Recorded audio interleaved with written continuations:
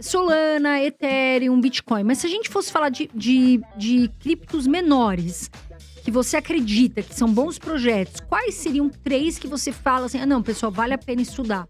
Eu vou falar 3 nomes. Desses 3 nomes, eu certamente sei que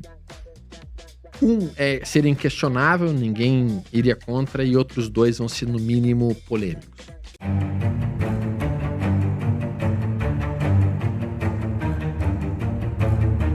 Storm, porque assim, as pessoas falam muito de projetos que já são grandes. Sim. Por exemplo, né? Para 2025. Eu ia falar 2026, calma, Carol, volta o ano. Volta. 2025, calma lá. Solana, Ethereum, Bitcoin. Mas se a gente fosse falar de criptos menores, que você acredita que são bons projetos, quais seriam 3 que você fala assim, não, pessoal, vale a pena estudar? Tá. Tirando esses maiores, né, que são muito Tudo bem. falados. Eu vou falar 3 nomes. Desses 3 nomes, eu certamente sei que seria inquestionável, ninguém iria contra, e outros 2 vão ser, no mínimo, polêmicos. Então, um nome que eu entendo como sendo interessantíssimo é o nome da Link. Para mim, a Link, ela é uma altcoin menor, mas que tem um potencial de alta bastante expressivo para esse ano de 2025. Ela está forte, ela está numa boa tendência de alta, num gráfico semanal, tem comprador tomando, o projeto é interessante. Então, tem uma série de coisas por trás da Link que fazem sentido tê-la na minha carteira.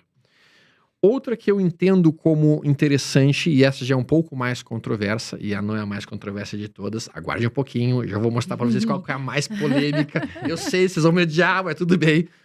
A segunda que eu colocaria como atraente é a Injective. Tá? Eu entendo a Injective. A Injective foi uma das criptos que mais subiu no ano de 2023, enquanto o Bitcoin ainda não tinha conseguido subir, enquanto outras criptos não estavam conseguindo subir, a Injective subiu na frente de todas e disparou quase 3.000% naquele ano. E depois ela começou a andar meio que de lado, trabalhando, enquanto as outras começaram a buscá-la e viram atrás dela.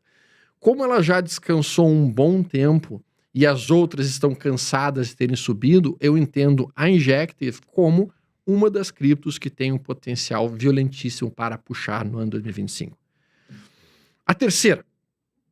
Qual será? Será que é a polêmica. É a polêmica. Alguns diriam que é a Aave, outras diriam que é a Vax, outras diriam que é... Bom, essa cripto, no meu entendimento, que eu vou mencionar agora, talvez seja uma das criptos mais odiadas pela maior parte das pessoas que estudam cripto ou que falam de cripto no YouTube ou em qualquer outro lugar. Mas no meu entendimento é uma que tem um dos maiores potenciais de alta para o 2025. E ela é a Ripple.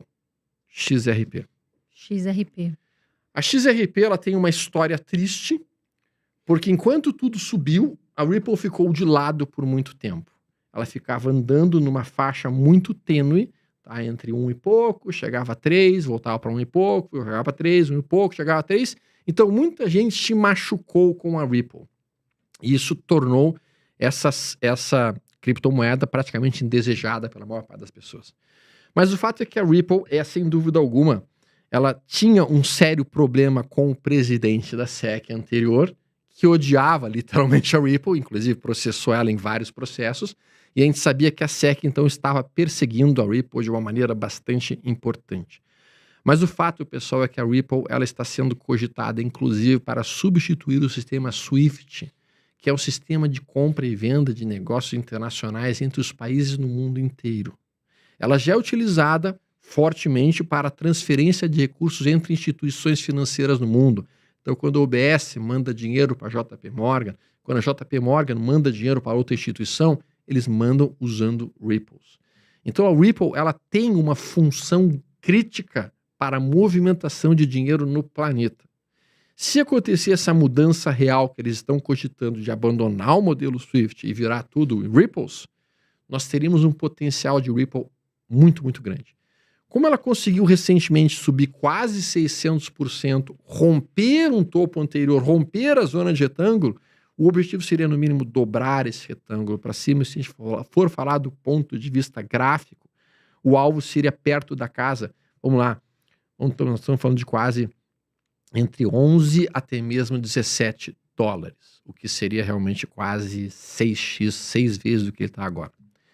E quando a gente fala sobre isso, tu diria assim, tá, mas então quer dizer que a Ripple vai estar com um market cap gigantescamente alto, talvez um market cap de 1 tri, 1 tri e meio, talvez 2 tri, sendo que o market cap das criptos hoje está em torno de 3,4, 3,5 trilhões?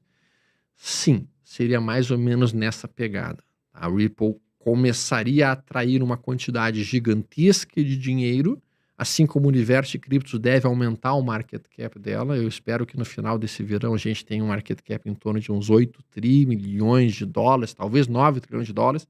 Esse seria o alvo. Lembrando que somente o ouro no mundo tem um market cap de 15 trilhões, só o ouro. Tá? Então, hoje, o mercado de criptos ele é 1/5 em termos de movimentação de dinheiro do que o ouro é. E se a gente for olhar apenas a Apple, apenas as ações da Apple, tem um market cap de 3,5 trilhões.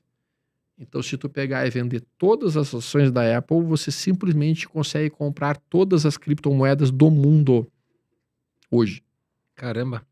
Só com as ações da Apple. Meu Deus. Então, para a gente sentir um pouco a dimensão de cada uma das estruturas do mercado financeiro. Mas então, seria a Ripple. Tá? Então, resumidamente Essa falando... segunda, desculpa, A Injective. como que é a sigla, perdão? INJ. INJ. INJ. E essa que você comentou, muita gente fala Pendle, Pendle. Near. Sim. Você acha que elas ainda vão ter um momento de alta em 2025?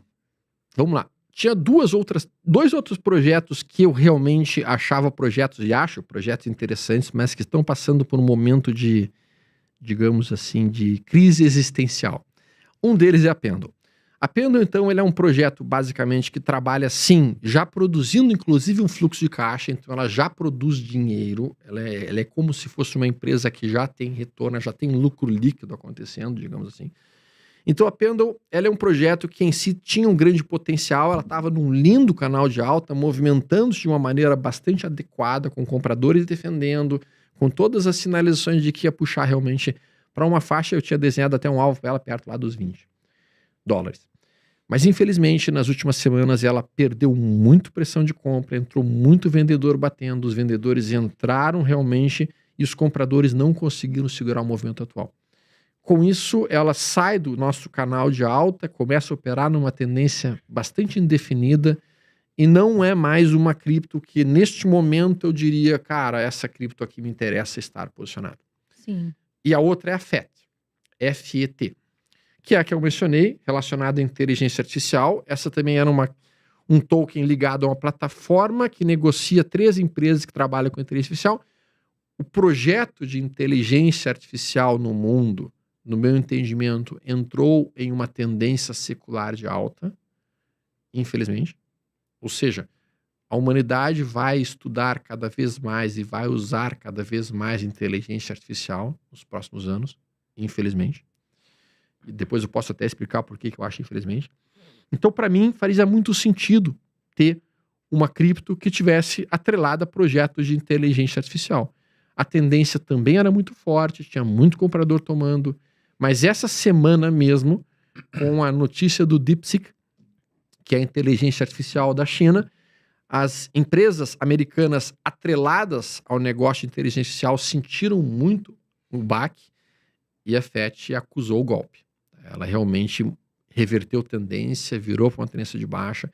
Eu ainda tenho posições de FET, tenho.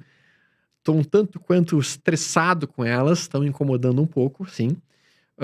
Ainda não acionou o meu ponto de saída completo em que eu desisto do projeto.